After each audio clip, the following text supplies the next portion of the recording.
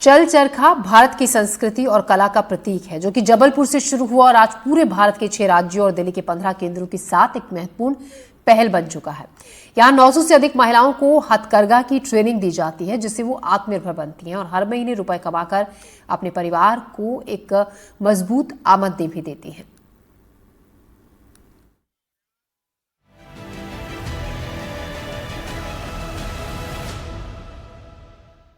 ये जो चल चरखा जबलपुर केंद्र है, उसका संचालन ये दीदी लोग करती है। मैंने दीदी से नाम पूछा तो उनका कहना था कि हमारा समूह काम करता है, कोई एक व्यक्ति की कोई आइडेंटिटी नहीं है। दीदी ने बताया कि इस जो प्रतिभा स्थली का जो समूह है, वो बहनों का जो समूह है, उसमें MBBS भी हैं, BTech भी हैं और अति शिक्षित जो दीदियां हैं वो बच्चों को पढ़ाने का काम भी करती हैं और इस तरह से समाज सेवा के काम में लगी। दीदी, NDTV में आपका स्वागत है। हम जानना चाहते हैं कि ये क्या केंद्र है? ये चल चरखा महिला प्रशिक्षण एवं रोजगार केंद्र है और यहाँ पर पूरे भारतवर्ष में 6 राज्य में और दिल्ली में भी ये केंद्र चल रहे हैं। 15 केंद्र चल रहे हैं। 900 से अधिक महिलाओं को यहाँ पर पहले प्रशिक्षण दिया जाता है हथकरघा का और उसके बाद उनको रोजगार भी दिया जाता है, जिससे महिलाएं स्वाश्रित होकर आत्मनिर्भर होकर अहिंसात्मक पद्धति से अपना जीवन जी सकती है। तो दीदी, इन महिलाओं का चयन अपन कैसे करते, कहाँ से आती हैं ये महिलाएं और कितना ये अर्न कर पा रही हैं? देखिए, महिलाएं उनकी समय कितना दे पा रही है उस पर निर्भर करता है। ये महिलाएं 8-9 हजार से लेकर 21 हजार तक की आराम से आमदनी कर लेती है प्रति माह और वो ग्रामीण प्रदेशों से आ रही है। इंटीरियर्स जिसे हम कहते हैं, आसपास के छोटे इलाके हैं, ग्रामीण प्रदेश है, वहां पर से महिलाएं काम करने के लिए आती हैं और इन महिलाओं के द्वारा उनके स्वयं के परिवार के पूरे परिवार का जीवन निर्वाह हो रहा है। बहुत सारी ऐसी महिलाएं हैं जो घर से परेशान थी, जिनके परिवार में व्यसन थे, आमदनी के साधन नहीं थे। आमदनी का स्रोत नहीं था उनके जीवन में। बच्चों को शिक्षाएं नहीं दे पा रही थी, घर में भोजन के लिए पर्याप्त साधन सामग्री भी नहीं थी। तो आज उनके घरों में, पहले जहाँ पर हमारे डिंडोरी प्रदेश में, यहाँ से 180 किलोमीटर पर डिंडोरी गांव है, वहाँ पर जो कारो पानी में केंद्र चल रहा है, 250 महिलाएं काम कर रही है। वहाँ पर वो महिलाएं सुबह 4 बजे जंगल में जाकर के लकड़ी लेकर आती थी और उसी लकड़ी से चूल्हा जला पाती थी। आज उनके घरों में गैस चूल्हे चलने लगे हैं। प्रत्येक बच्चा, उनकी संतान शिक्षा के लिए विद्यालय में पहुंचने लगे। ये क्या बनाया जा रहा है, ये क्या विशेष? देखिए, ये जकार्ड साड़ी है जो बनारस की विशेषता है। बनारस में ये साड़ियाँ बनाई जाती थी सिल्क की और आजकल सिंथेटिक बनाई जाती है, लेकिन बनारस में कहीं भी आपको सूती वस्त्र नहीं मिलेगा। ये यहाँ चल चरखा केंद्र की विशेषता है और भगवान आचार्य गुरुवर्षी विद्यासागर महाराज जी के आशीर्वाद, उनकी प्रेरणा का ये प्रतिफल है कि 100% सूती साड़ी में बनारसी विधा से जकार्ड की साड़ियाँ बन रही है, जो आरोग्यप्रद है, औषधीय है। हम लोग औषध में और डॉक्टर्स में तो बहुत व्यय कर लेते हैं, लेकिन ऐसे वस्त्र पहनने से हमारा शरीर संपूर्ण रूप से स्वस्थ रहता है। ये शरीर से निकले हुए पसीना और टॉक्सिन्स जो होते हैं, सूती वस्त्र उसको एब्जॉर्ब कर लेता है, जिससे हमारे शरीर में से जो मलिनता है वो सब बाहर निकल जाती है। शरीर स्वस्थ रहता है, आरोग्यप्रद रहता है। इसलिए सूती वस्त्रों का ही आचार्य श्री की प्रेरणा थी कि हथकरघा में 100% सूती वस्त्र ही बनाए जाए। तो ये जितना भी ये इसमें मटेरियल लगता है, ये पूरी तरह से अहिंसक है और सूती कॉटन से ही बनाया जाता है। क्या होता है, पावर लूम में वस्त्र बनाने के लिए आप देख सकते हैं, जैसे कि धागे, यहाँ पर धागे बीम भरे हुए हैं, वहां से लंबे धागे निकल करके वीविंग किया जाता है। वो धागों को पावर लूम में स्ट्रेंथ देने के लिए एक केमिकल का उपयोग करना जरूरी होता है। उस केमिकल में मटन टेलों का प्रयोग किया जाता है, जो हिंसक है। इसलिए ये पावर लूम की जगह हाथ से वस्त्र बनाया जाता है और ह्यूमन कैपेसिटी, मशीन कैपेसिटी से कम होने के कारण इसमें नाजुक कोमलता से वस्त्र बनाने से मटन टेलो जैसे केमिकल का प्रयोग करने की जरूरत नहीं रहती है। तो पूर्ण रूप से अहिंसक वस्त्र है, इसीलिए गांधी जी ने भी इसी वस्त्र के लिए प्रेरणा दी थी। आप यहाँ जो देख पा रहे हैं, यहाँ की जो छात्राएं हैं प्रतिभाशाली ज्ञानोदय विद्यापीठ आचार्य भगवान की प्रेरणा से 9वीं से 12वीं कक्षा में हथकरघा को पाठ्यक्रम में लिया गया है। जैसे कि आप कहते हैं गणित का विषय है, विज्ञान का विषय है, जिसका प्रति सप्ताह 6 से 7 कालांश होता है, उसी प्रकार से हथकरघा के भी कालांश है। ये प्रायोगिक शिक्षा है जिसे हम स्किल डेवलपमेंट प्रोग्राम्स कहते हैं।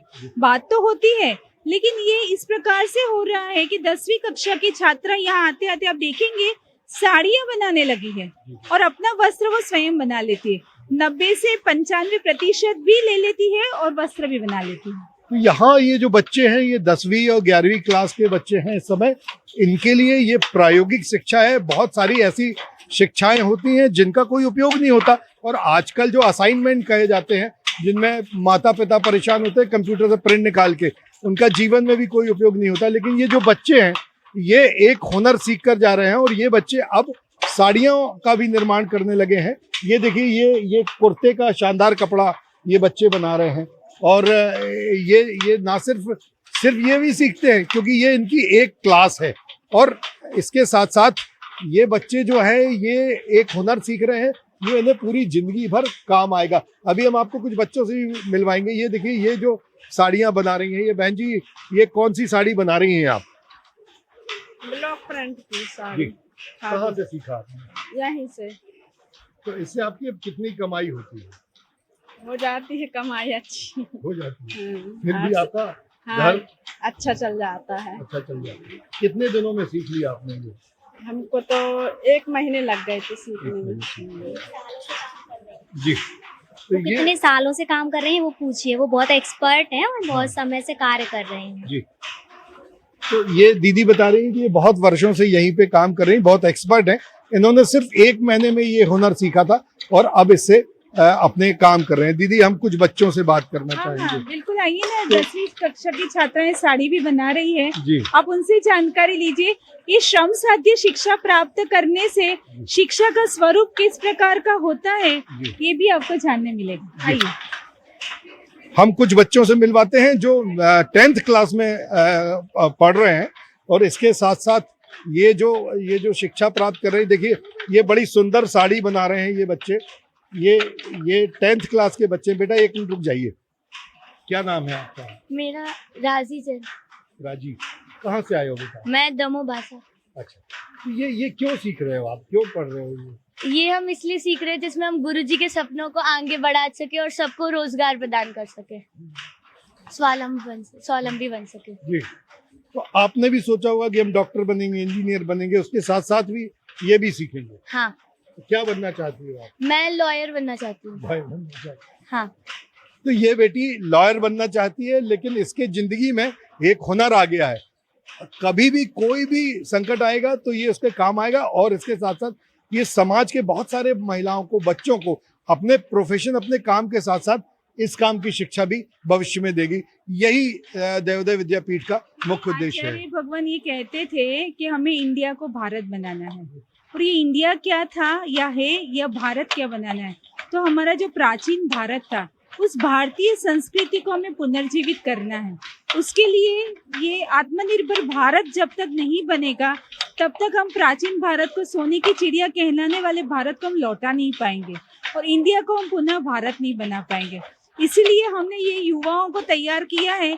इन लोगों को हम सेल्फ एंटरप्रेन्योरशिप के लिए प्रेरित कर रहे हैं।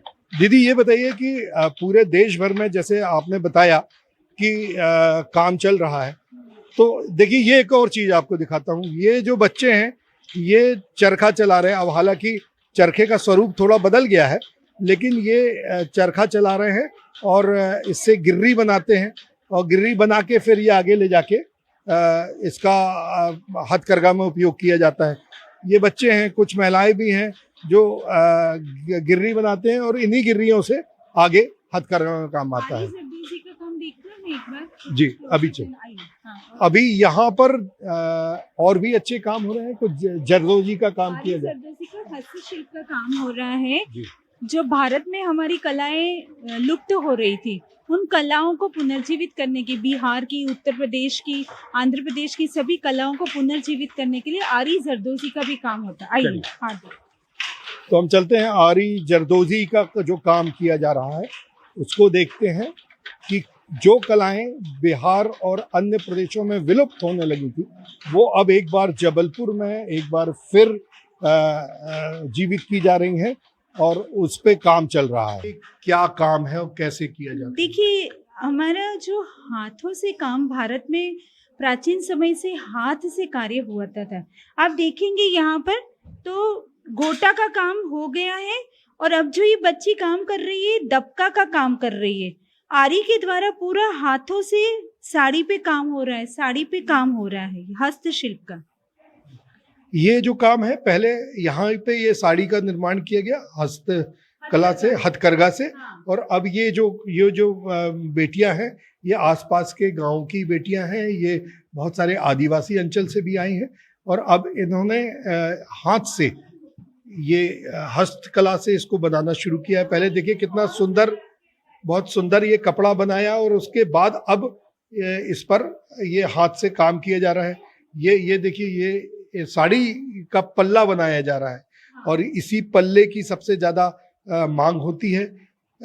ये जो यहाँ पर निर्माण किए जा रहे हैं ये यहाँ नहीं, भारत में जहाँ बहुत सारे इस तरीके के केंद्र बनाए गए हैं इनकी मांग भी बहुत है पूरी दुनिया में। यहाँ पर चूंकि यहाँ पे कोई पैसे प्रॉफिट की बात नहीं है, लेकिन दीदी कितने लोग यहाँ काम कर रहे हैं और सामान्य तौर पर कितना इसका खर्च होता है, फिर कितना बिकता है ये जो केंद्र है महिलाओं के लिए कार्य हो रहा है, विशेष रूप से महिलाओं को ही आत्मनिर्भर बनाया जा रहा है। तो उनको स्वाश्रित 900 से ज़्यादा महिलाओं को ये चलचर का महिला प्रशिक्षण एवं रोजगार केंद्र है। 15 केंद्र पूरे भारत भर में 6 राज्यों में चल रहे हैं और एक केंद्रीय जेल में दिल्ली में तिहाड़ जेल कारागार नंबर 6 में महिला जेल में भी ये चल रहा है। वहाँ पर भी महिलाएं इन चीज़ों को, महिला कैदी भी इसको सीख रहे हैं और अपनी जीवन शैली को पूर्ण रूप से बदलने की कोशिश कर रहे हैं। जेल से बाहर निकलने के बाद उनको मूल धारा में ले आने के लिए इस कार्य को फिर से वहां पर जीवित किया जा रहा है।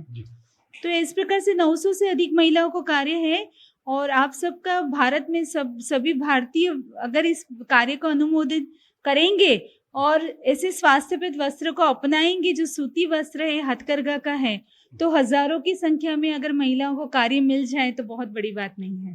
दीदी आप बताइए कि कैसे सिखाते हैं आप इस महिलाओं को? सबसे पहले जब वर्कर आता है तो हम उसे आरी की प्रैक्टिस करवाते हैं। 2 दिन प्रैक्टिस करने के बाद हम उसको कपड़े पे देते हैं काम करने के लिए। वो कपड़े पे एक पैच का काम करता है और देख लेते हैं कि उससे बनने लगा है। फिर उसको सीधा हम एक छोटा सा पैनल बनवाते हैं। जब वो पैनल बन के तैयार हो जाता है तो ये दीदी को समझ में आ जाता है, सिखाने वाली को, कि इस बच्चे से ये सारा काम अच्छे से बन जाएगा।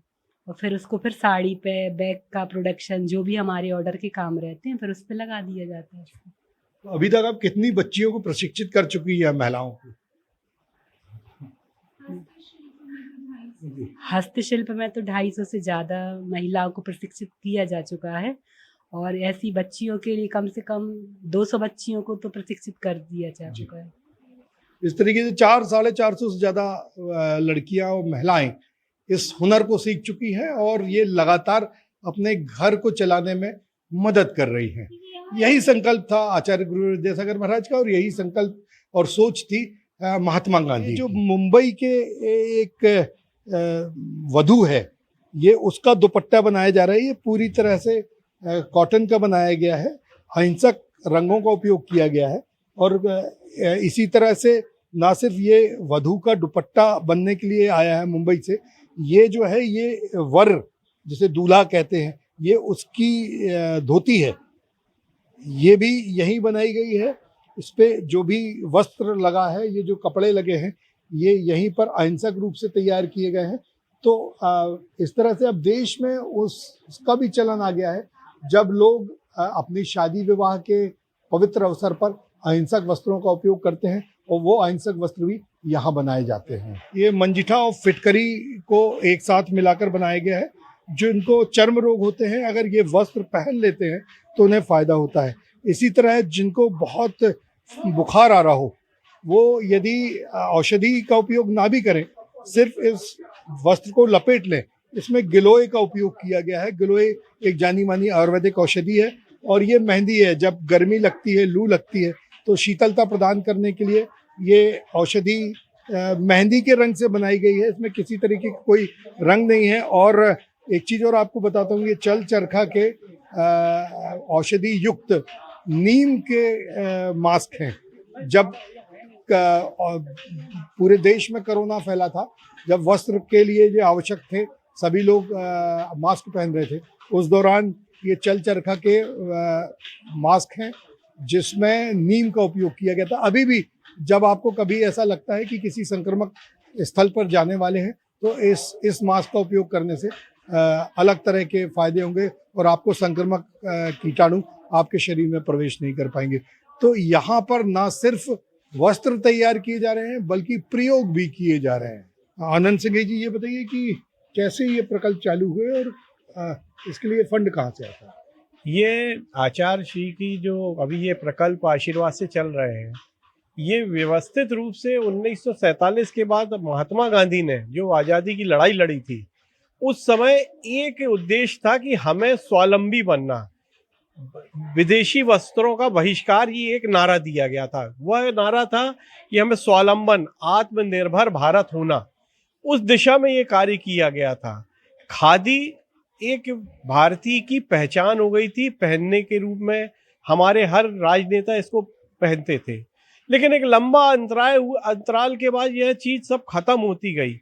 उस दिशा, उस खत्म होती हमारी व्यवस्था को, हमारी सोच को फिर नया एक रूप दिया हमारे गुरुवर आचार्य विद्यासागर महाराज जी ने। उन्होंने खादी को फिर देश की आत्मनिर्भरता की पहचान से परिलक्षित किया। परिलक्षित करने में पूरी समाज के लोगों ने इसमें तन मन धन से योगदान दिया। लोगों ने इस प्रकल्प को लगाने के लिए जमीनें दान दी, लोगों ने इस प्रकल्प को लगाने के लिए चरखे दान किए। इस प्रकल्प को लगाने के लिए आज हजारों की तादाद में महिलाएं इस प्रकल्प से कार्यरत हैं और स्वावलंबन पे खड़ी हुई हैं। आज ये और इस बुलेटिन में फिलहाल इतना ही, ले रहे हैं ब्रेक।